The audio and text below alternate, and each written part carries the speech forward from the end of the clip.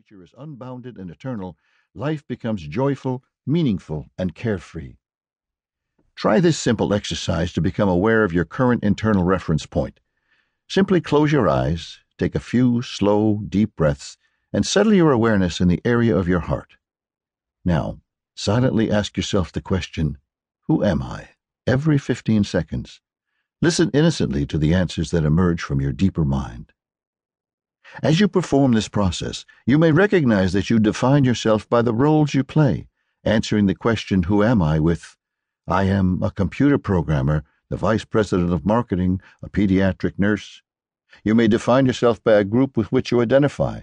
"I am an American, a New York Yankees fan, a libertarian." You may identify yourself in terms of a relationship. "I am a single parent, a loving spouse, a devoted daughter." You may see yourself in terms of certain practices you perform.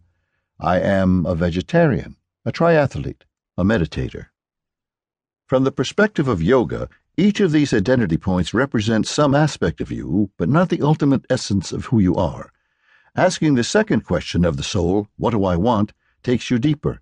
In the Upanishads, one of the crown jewels in the Vedic body of literature, there is the expression, "You are what your deep driving desire is. As is your desire, so is your will. As is your will, so is your deed. As is your deed, so is your destiny." When you know what a person desires, you know the essence of that person.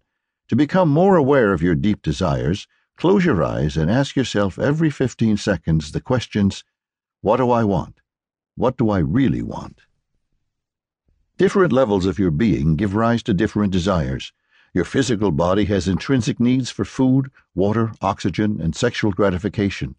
Listening to the desires of your body and providing nourishing fulfillment ensure health and vitality. Your subtle body has needs for emotional connection, achievement, and recognition. Expressing your talents and honoring the contributions made by others ensure the health and well-being of your subtle body. Your causal body has the need for creative expression and renewal.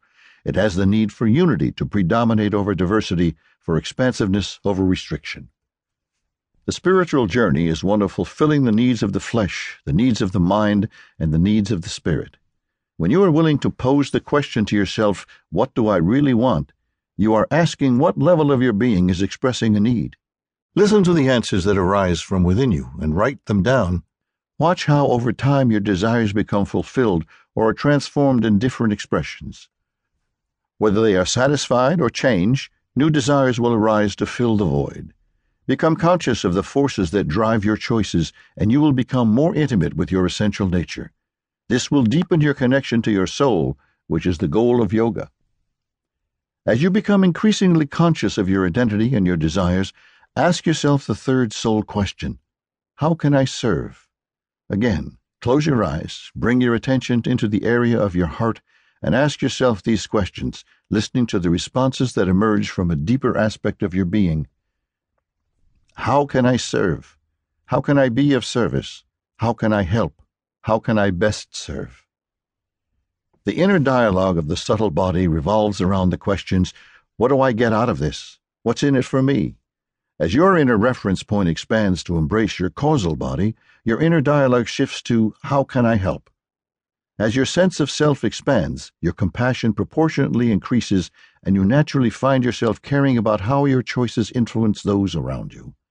Yogic sages would agree that the first-century Rabbi Hillel's questions are worth asking. If I am not for myself, who will be for me? If I am only for myself, what am I? If not now, when? The true purpose of yoga is to discover that aspect of your being that can never be lost.